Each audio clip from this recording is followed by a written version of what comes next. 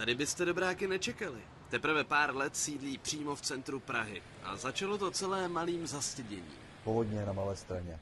Ta zničená Malá Strana, vytopené Staré Město, obrovské překvapení, zděšení, to, že nám sem přišli pomáhat hasiči z jiných částí Prahy.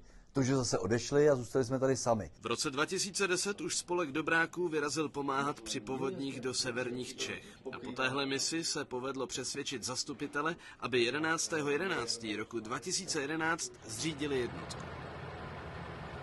A byla vlastně hanba, že Praha 1 do tohohle data jednotku neměla. Její zbrojnice je totiž na stejném místě, kde byla vyzkoušena parní hasičská stříkačka v roce 1881.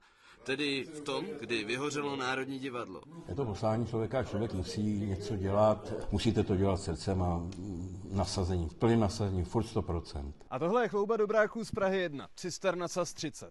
A pozor, mají tady hydrauliku na vyprošťování po dopravních nehodách. Nejvíc se ale dobráci osvědčili právě při velké vodě, tedy při tom, co mohlo za jejich vznik. Staví totiž zábrany. Vltava nastoupala tak, že jsme byli po půlky lejtek ve vodě.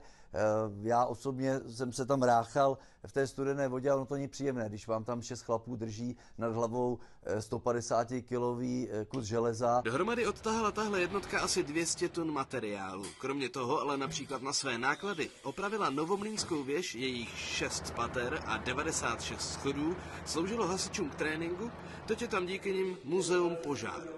Máte dobrovolnou jednotku? Chcete, abychom přijeli i za vámi? Pište na dobráci@iprima.cz. Matěj Rychlý, CNN Prima News.